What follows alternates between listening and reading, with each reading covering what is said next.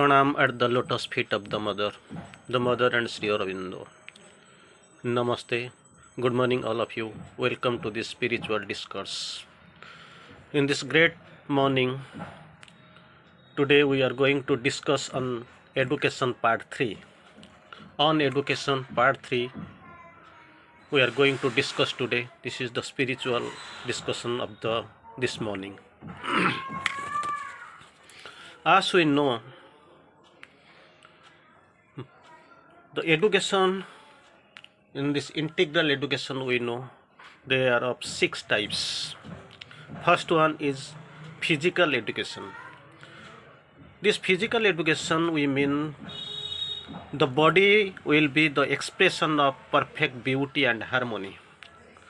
It puts emphasis on body. The body will be the expression of a perfect beauty and harmony. So there should be beauty, perfect beauty and harmony in the body. Second one is vital education. The vital will manifest in an inviolable power and strength. In vital, there will be manifestation of the inviolable power and strength. Number 3, mental education. The mind will be here, it is mind. Mind will be the vehicle of infallible knowledge. Knowledge in the mind, infallible knowledge in the mind. Number 4 is psychic education. Psychic will be the vehicle of true and pure love. In psychic, true and pure love to manifest. Psychic will be the vehicle of true and pure love. Capital L, divine love. So, then number 5 is spiritual education. To live a spiritual life, you must no longer have an egolessness. There is no place for the ego. For the spiritual education, it deals roughly with the thing that must be devoid of ego, or it will be detached from ego. It will get rid of the ego. No place for ego in the spiritual education. And number 6, that is supramental education, leading in the end to the appearance of a divine race upon the earth. Leading in the end to the appearance of a divine race upon the world, on the earth. So these 6 type of education we have already little bit discussed. Physical, in which body plays an important role for the expression of physical beauty and harmony. In vital, inviolable power and strength. In mental, mind will be the vehicle of infallible knowledge.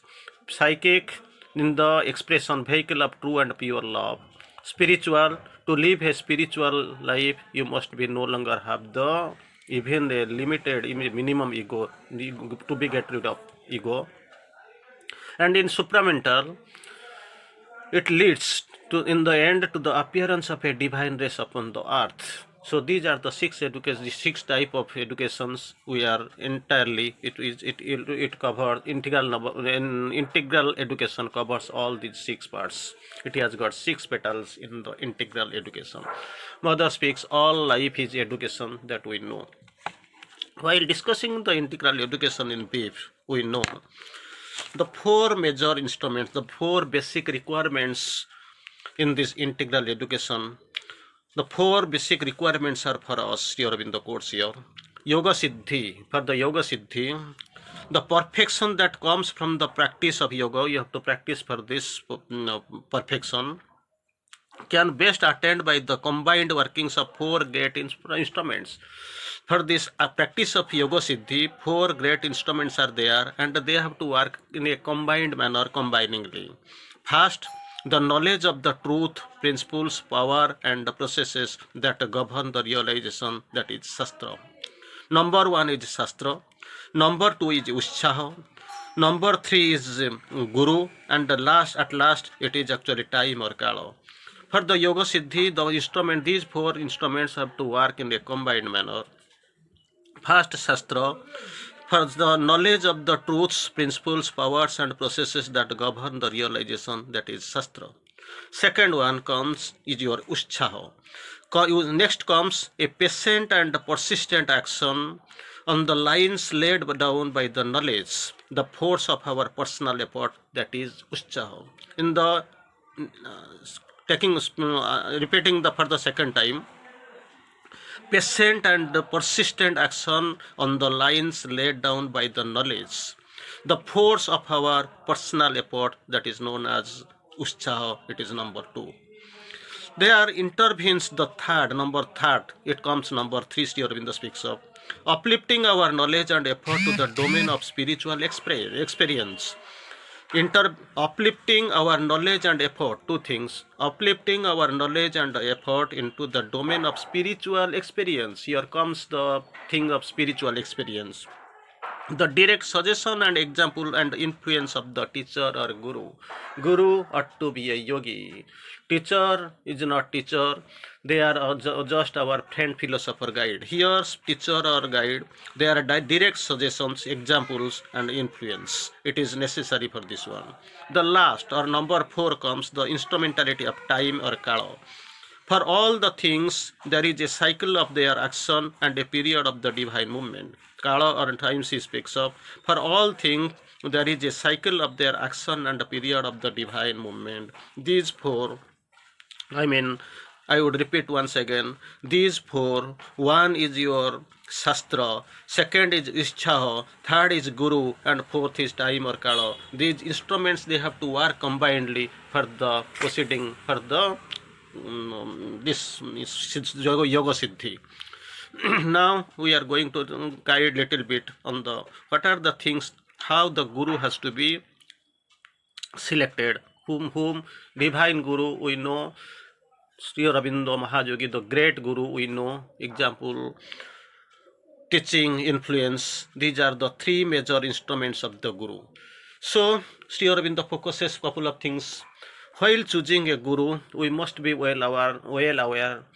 So many teachers and so many gurus are now found, but the true guru, how to identify, how to focus upon, how to choose what will be the characteristics of the guru. Sri Aurobindo writes here: teaching, example, influence. These 3 instruments are of the guru. These 3 things must be there, and it will be distinct, it will be unique.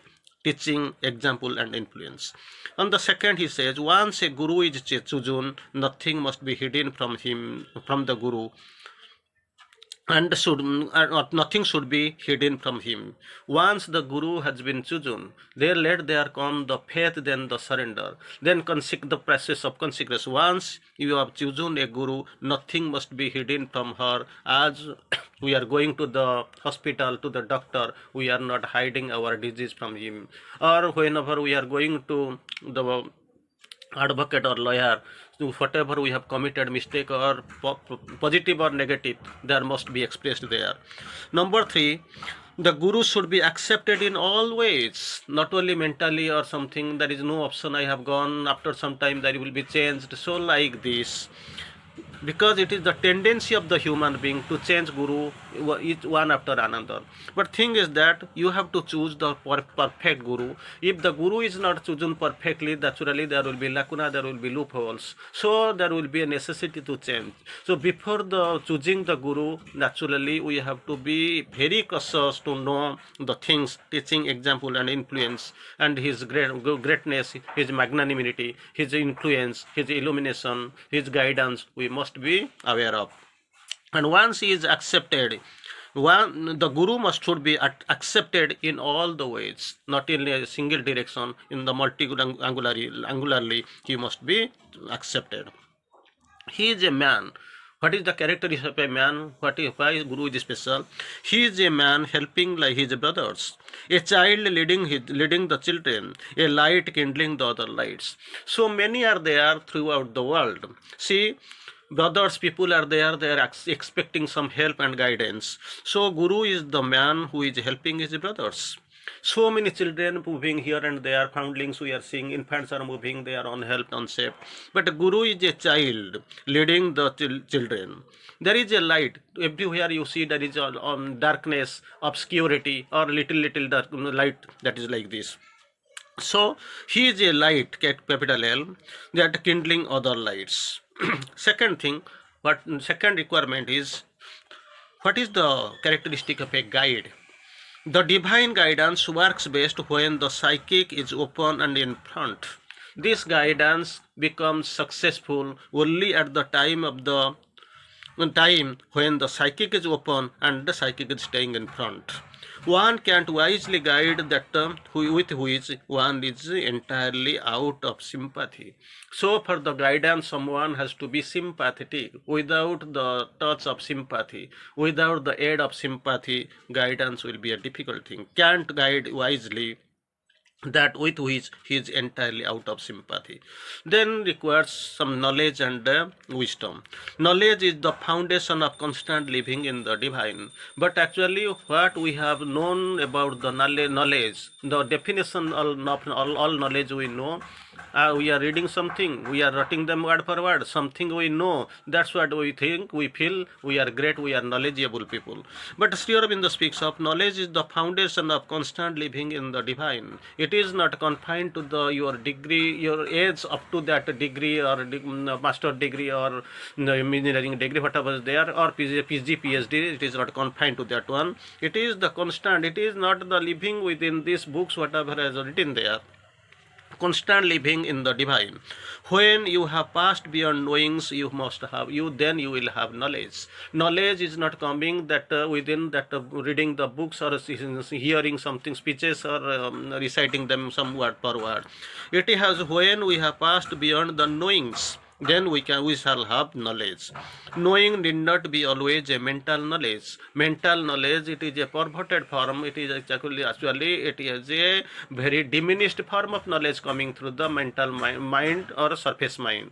So when the knowledge will come from the super mind, if we are prepared, if we are divinized, if we are perfectly capable and prepared, then we shall know what is the knowledge. Not necessary, it is the mental knowledge.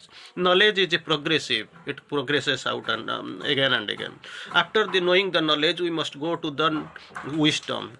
Love of God, charity towards man is the first step towards perfect wisdom.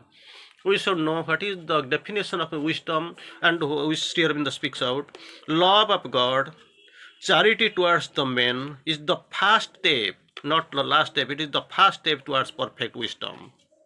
The wise are not always or wholly wise, because only they know the half of the truth or a little bit of truth, or partially the truth is known to them, but they claim that we are the wisest. But Sri Aurobindo speaks that the highest and the widest thing is the wisest.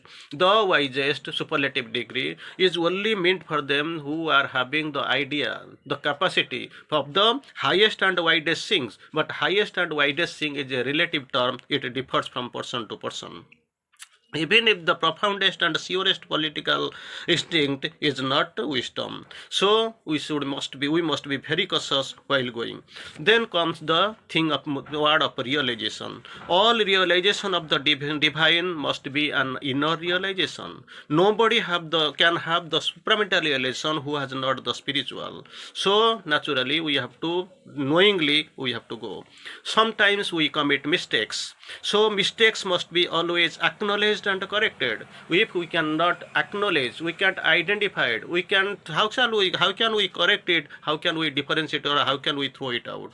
And finally we are going to know of the teaching. Sri Aurobindo, we have already discussed, nothing can be taught, all is within. Teachers are only a friend, philosopher, or guide. Nothing to be proud of all. All teaching is a revealing. So if it is not revealed, then teaching has not served its purpose. All knowledge is within, has to be evoked by education rather than installing them from outside. Everything is within. Even a highest and complicated education of the mind is not enough is without the education of the body. So we have to go for the education of the body. These are the education methods.